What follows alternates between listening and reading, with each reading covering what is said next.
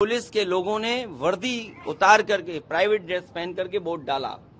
आपका मुजफ्फरनगर में मीरापुर विधानसभा का आप सबके पास वो विजुअल्स हैं जिसमें पुलिस वोट रोक रही है, जाने नहीं दे रही है, और यहां तक भारतीय जनता पार्टी की पुलिस ने बंदूक से रोकने का काम किया।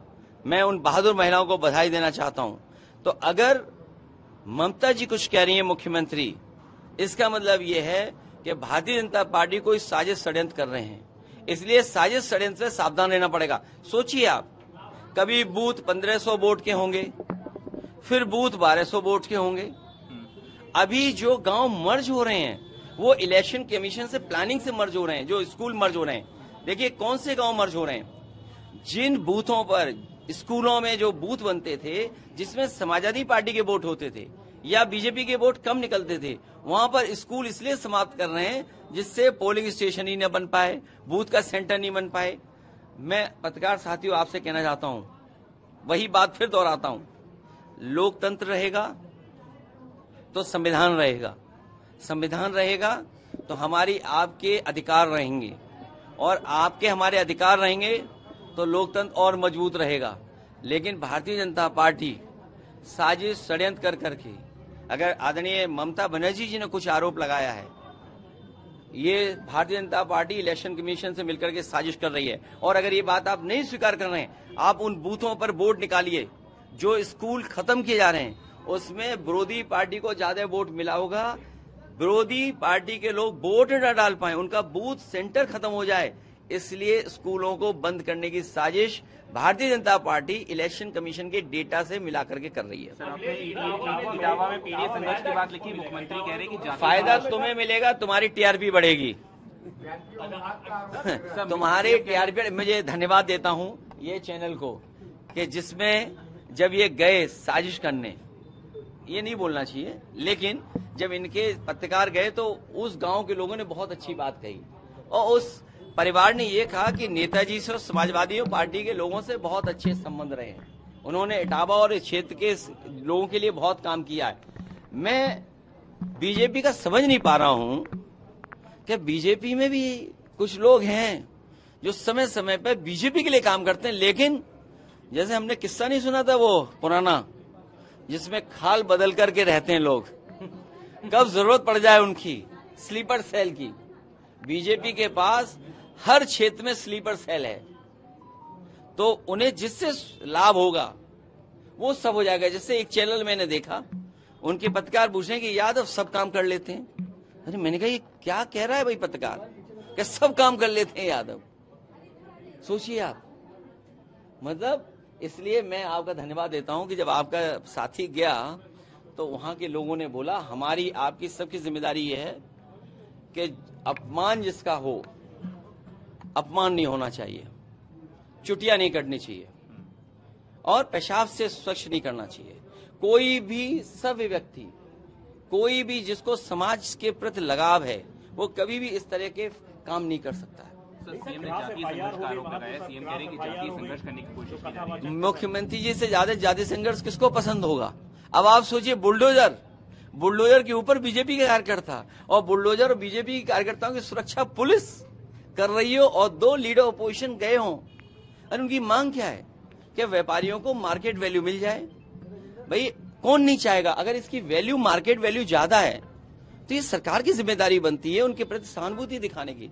व्यापारी वो सोचिए, मुख्यमंत्री जी के क्षेत्र से चुने गए लोग हैं, क्या है वहां की कहानी। बुलडोजर का वो पार्ट का नाम भूल जाता हूं जिसपे वो बैठे लोग हैं, क्या बोलते हैं उसको।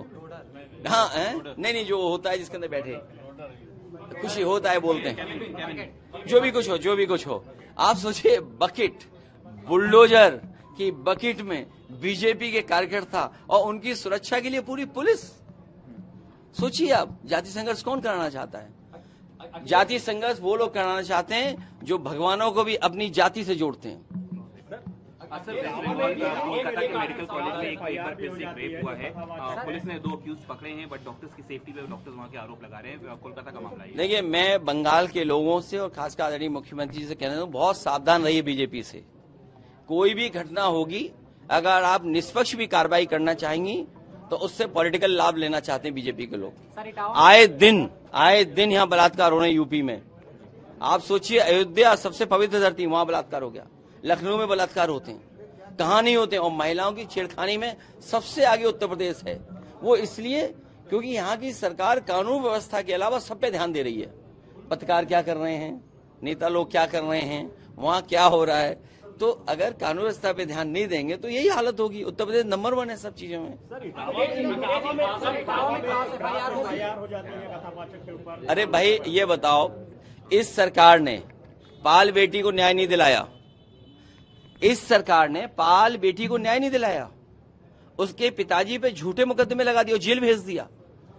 और आप में से कई पत्रकार साथी हैं, वो जानते होंगे कि आप लोगों पे भी झूठे मुकदमे लगते हैं। कभी ईडी, इनकम टैक्स और तमाम विभाग आपके पीछे भी पड़ जाते हैं। तो ये कोई नई चीज नहीं है, ये खेल भारतीय जनता पार्टी का बहुत पुराना है। दबाव बनाने के लिए पुलिस किसकी है? पुलिस कोई संविधान से थोड़ी चल रही है। पुलिस भारतीय जनता पार्टी का कमल लेके चल रही है। पुलिस संविधान से नहीं चल रही है। पुलिस भारतीय जनता पार्टी का कमल चुनाव चिन्ह लेके चल रही है। अब समझ लो क्या न्याय मिलेगा आपको। और नहीं मानते, अगर आपको एग्जाम्पल देखना है, आप सरकार के खिलाफ खबर चला दो, आपका बजट कट जाएगा। ज्यादा खिलाफ दिखाओगे फायदा हो जाएगी, और ज्यादा दिखाओगे तो पुलिस उठा ले जाएगी, और ज्यादा दिखाओगे तो कोई ठोक देगा आपको। मिनिस्टर कांग्रेस को ब्लेम कर रहे हैं, कह रहे हैं कि सिर्फ एक ही परिवार थी जिसने इमरजेंसी लागू करी और पूरे देश को बर्बाद किया। अरे आपने पहला सवाल मुझसे जो पूछा कि भारतीय जनता पार्टी सेकुलरिज्म और सोशलिज्म के खिलाफ क्यों है, उनको पन्ने पलटना चाहिए। मुख्यमंत्री जी तो समझ सकते हैं क्योंकि वो बीजेपी के सदस्य नहीं है। देखिए, मुख्यमंत्री जी अगर सोशलिज्म के खिलाफ हैं और सेकुलरिज्म के खिलाफ हैं तो हम एक बार को इसलिए मान सकते हैं क्योंकि बीजेपी के वो सदस्य नहीं रहे। पार्टी के स्थापना के समय पर भारतीय जनता पार्टी के वो सदस्य नहीं थे और ना वो रहना चाहते हैं। वो तो मजबूरी में है क्योंकि उन्हें चुनाव लड़ना है, मुख्यमंत्री बनना है। भाई आपको सिंबल अगर चाहिए कमल का तो आपको सदस्य होना पड़ेगा। तो मुख्यमंत्री जी भारतीय जनता पार्टी के इसलिए सदस्य हैं क्योंकि उन्हें चुनाव कमल पर लड़ना है, वरना वो भारतीय जनता पार्टी के सदस्य नहीं है। इसलिए मुख्यमंत्री जी की बात तो मैं समझ सकता हूं कि उन्हें सेकुलरिज्म सोशलिज्म पढ़ाने, क्योंकि स्थापना के समय पर उन्हें कोई इंटरेस्ट बीजेपी से नहीं था। अखिलेश जी, तज़ील फातिमा जी ने कहा किसी पर भरोसा नहीं रहेगा, सिर्फ अल्लाह पर भरोसा है। इशारा किसकी? हम आपसे कहते हैं, हमें उनकी बात से सहमत हूं मैं, क्योंकि उनके साथ जो अन्याय हुआ है, अन्याय जो हुआ, उनके पे झूठे मुकदमे लगाए, वो किससे कहें, हम किससे कहें। तो उन्हें 2 ही 3 जगह से न्याय मिल सकता है।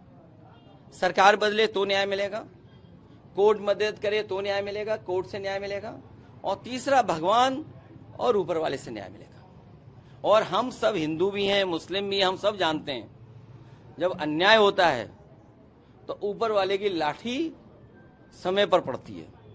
अच्छा जी, बड़ा सवाल है। नोएडा में 60 से ज्यादा महिलाओं को बंधक बना के रखा गया। हाँ सर, ये ओल्ड एज का मामला है। बहुत बुरी हालत में महिलाएं थी। देखिए, ये भारतीय जनता पार्टी के लोग किसी को खुश नहीं रह सकते। इनका बजट रहा होगा पता नहीं, इन्हें कोई परवाह नहीं है। इन्हें केवल परवाह है कि लोगों को अन्याय, लोगों को दुख पहुंचे, लोगों को तकलीफ परेशानी हो। ये किसी की तकलीफ परेशानी नहीं समझ सकते। गर्मियों की छुट्टी होने वाली थी, मेरे पापा आने वाले थे, तो हम लोग सभी खुश थे। तो मैं बेड पे चढ़ के डांस कर रहा था, लेकिन वो पहले ही आ गए। फ्रीज तो मैं उस समय तो कंटिन्यू नहीं कर सकता था ना, तो फ्रीज फ्रेम टाइप का हो गया। कसम पैदा कर